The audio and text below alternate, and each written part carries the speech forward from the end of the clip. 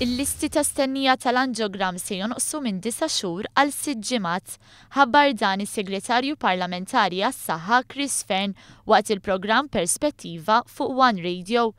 Il-coronary angiogram huwa test li jsir meta t-tabib jissospetta li l-pazjent ikollu djuq fl-arterji tal-qalb li jista' jwassal għal attakk tal-qalb.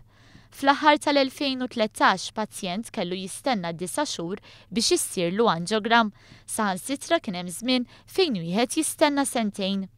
Illum il-lista ta' stennija naqset għal 92 pazjent li qed jistennew li jagħmlu angiogram.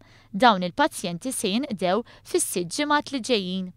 Is-Segretarju Parlamentari stqar li dan kien possibbli permezz ta' impenn kbir mill-ħaddiema kollha tal-kardjoloġija. Flimkien maċ-chairman tal-kardjoloġija ħdimna biex żidna il-riżorsi, żidna l-effiċenza, żidna l-ħinijiet li qegħdin jaħdmu dawn in-nies u bi pjaċir ngħid li llum il-waiting time tal-coronary angiogram minn 9 xhur li sibnieh f'Diċembru tal-2013 illum naqqasnieh għal 6 ġimgħat.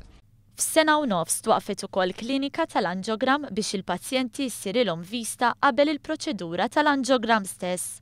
Jirriżultaw wkoll li dawk il-pazjenti li kellhom bżonn il-pacemaker kellhom jistennew sa 17 il-ġurnata biex jagħmluha.